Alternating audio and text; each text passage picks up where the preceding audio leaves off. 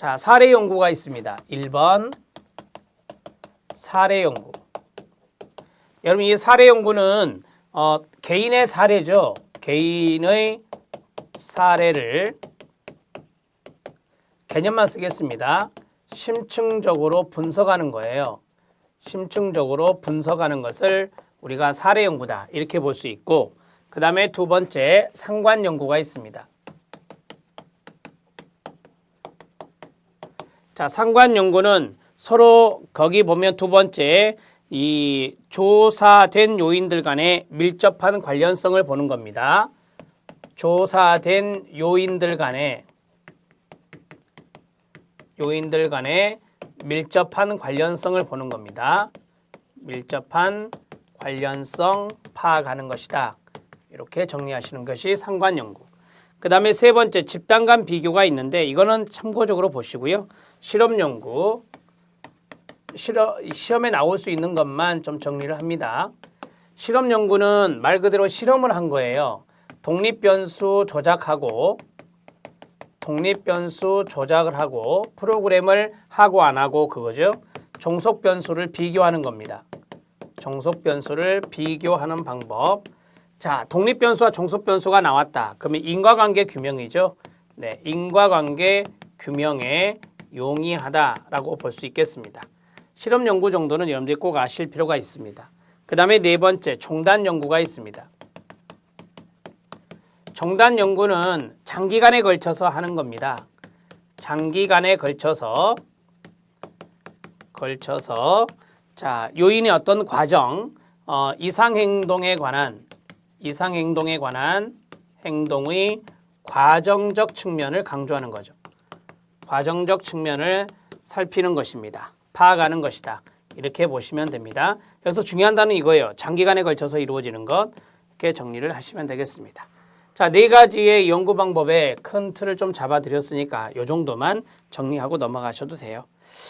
자, 이제 그 3번에 보면 이상행동 치료와 예방 방법에 대한 과학적 검증이 나옵니다. 심리치료의 효과를 과학적으로 검증하기 위한 여러 가지 연구 방법이 사용되고 있습니다. 연구 방법들을 보면 치료 전후의 행동 비교입니다. 그러니까 치료하기 전과 치료한 후의 행동을 비교하는 것 많이 쓰고 있는 건데요.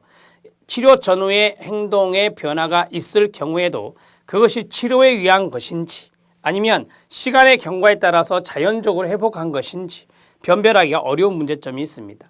특정한 심리치료 방법의 효과를 정교하게 검증하는 연구에서는 통제 집단을 포함시키는 것이 일반적이다. 통제 집단의 동그라미요. 통제 집단의 동의어가 바로 비교 집단이라고 하죠. 비교 집단이라 합니다. 즉 여기 실험 연구를 말하는 거예요. 자, 서로 다른 치료 방법들의 치료 효과 비교입니다. 서로 다른 치료 방법들의 따옴표. 같은 증상의 집단을 두 집단으로 나누고 서로 다른 치료 방법을 실시하고 나서 치료 전후를 측정하여 어떤 치료가 효과적인지 판단할 수 있겠죠. 치료 효과는 치료 직후뿐만 아니라 1개월, 3개월, 1년 후까지 추적하며 증상의 호전 상태를 평가하는 추수 연구를 해야 될 것입니다. 단일 사례 연구가 있습니다. 사례가 하나다라고 하는 건데요. 한 명의 환자에게 끊어요. 심리치료적 처치를 가하는 조건, 이걸 우리가 단일 사례 연구에서는 B, 라지 B, 처치 단계라 하고요. 그렇지 않은 조건, 이거를 라지 A, 기초선 단계라고 합니다. 이것을 반복적으로 여러 번 시행하여 치료적 처치가 가해지는 조건에서만 치료적 변화가 나타나는지를 확인하는 방법을 단일 사례 연구다. 이렇게 말해요. 여기에서 제가 단일 사례 연구 정도만 말씀을 드리겠습니다.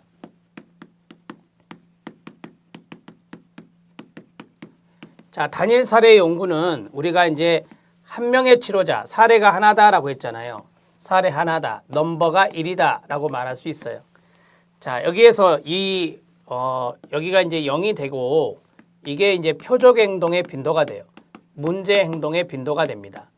이상 행동의 빈도가 되겠죠. 그 다음에 여기는 시간이 됩니다. 시간이 돼요. 자, 우리가 이제 설계가 여러 가지가 있는데 AB를 하면 이렇게 네 칸으로 나누어지겠죠. 네 칸으로 나누어집니다.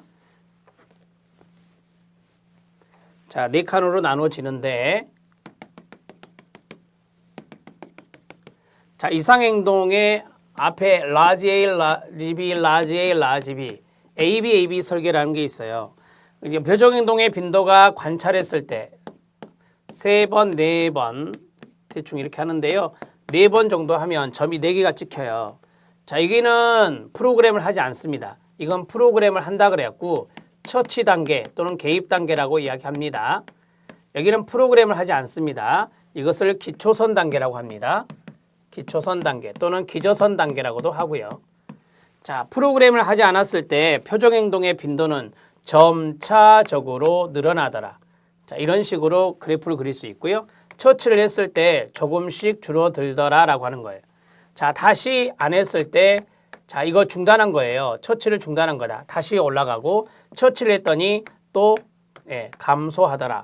이런 식으로 나타나는 것이죠. 이게 바로 이제 단일 사례 연구의 AB 설계예요. AB 설계. 요 하나 정도만 기억을 하시죠.